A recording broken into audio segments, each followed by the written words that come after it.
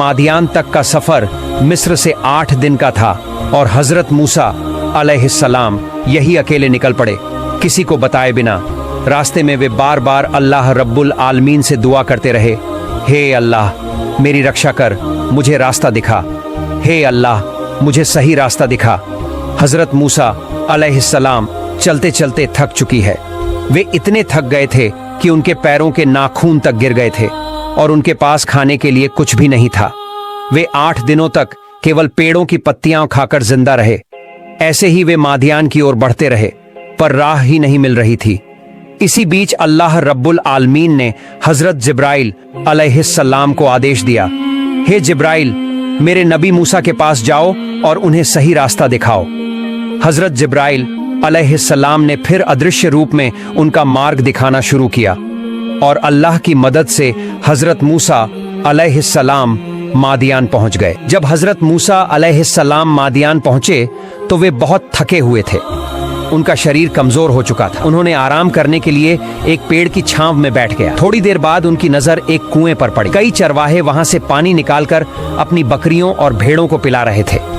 उसी समय उन्होंने देखा कि किनारे पर 2 युवतियां अपनी बकरियों को अलग संभाले खड़ी थीं, ताकि उनके जानवर बाकी झुंड के साथ न मिल जाएं। उनके चेहरे पर परेशानी साफ झलक रही थी। जब चरवाहे अपने जानवरों को पानी पिला चुके तो उन्होंने कुएं के मुंह पर एक बहुत बड़ा पत्थर रख दिया और चले गए। यह दोनों युवतियां हजरत शुएब अलैहिस्सलाम की बेटियां थीं। उनकी आदत थी कि वे रोज अपनी बकरियां और भेड़ें लेकर यहाँ आती, मगर वे तब तक इंतजार करती जब तक चरवाहे चले न जाए। फिर अगर कुएं में पानी बचा होता तो वे अपने जानवरों को पिला लेती। अगर पानी खत्म हो जाता तो उनके जानवर प्यासे रह जाते। इस वजह से उन्हें रोज बहुत देर हो जाती थी। हजरत मूसा अलैहिस्सलाम ने यह सब दूर से देखा और उनके दिल में उन लड़कियों के लिए दया आ गई। वे उनके पास गए और नरम आवाज में बोले, तुम यहाँ चुपचाप क्यों खड़ी हो? तुम्हारा यहाँ आने का मकसद क्या है? लड़कियों ने विनम्रता से जवाब दिया, हम औरतें हैं, हम इन मर्द चरवाहों के साथ धक्का मुक्की करके अपने जानवरों को पानी नहीं पिला सकती, इसलिए हम इंतजार करती हैं। जब वे लोग चले जाते हैं तभी बचे हुए पानी से अपने जानवरों को पिलाते हैं। हमारे पिता बहुत बूढ़े हैं, अगर वे जवान होते तो हमें यह तकलीफ न झेलनी पड़ती।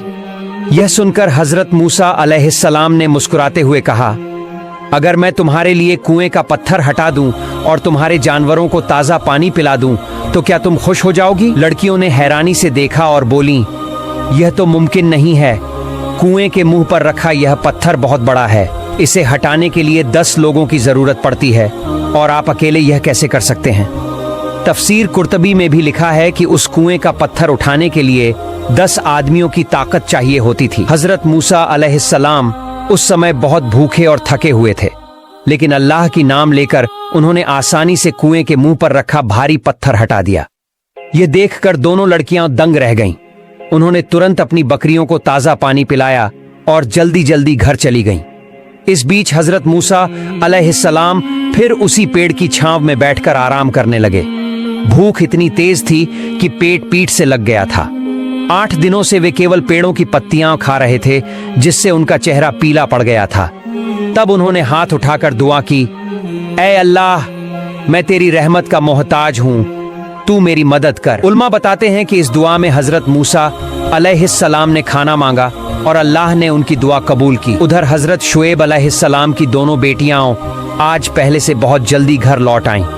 यह देखकर उन्होंने हैरानी से पूछा, बेटियों आज इतनी जल्दी कैसे लौट आईं? बड़ी बेटी ने आदर से जवाब दिया, अब्बा जान, आज एक अजनबी मगर ताकतवर और भरोसेमंद युवक कुएं के पास पेड़ की छांव में बैठा था। उसी ने अकेले ही बड़ा पत्थर हटा दिया और हमारी बकरियों को साफ और ताजा पानी पिला दिया। आज हमें कोई मेहनत नहीं करनी पड़ी, इसलिए हम जल्दी लौट आए। यह सुनकर हजरत शुएब अलैहिस्सलाम ने कहा, वह अजनबी कौन थे जिसने तुम्हारे साथ इतनी नेकी की? अच्छा, तुम दोनों में से कोई जाकर देखो, अगर वह अभी भी बैठा है तो उसे बुलाकर हमारे घर ले आओ। उसके इस मेहनत का हमें इनाम देना चाहिए। पिता के हुक्म से हजरत सफूरा तुरंत निकल पड़ी। उन्होंने जाकर देखा कि हजरत मूसा अलैहिस्सलाम अब भी उसी पेड़ की छांव में बैठे हैं। सफूरा हल्की मुस्कान के साथ उनके पास पहुंची और कहा,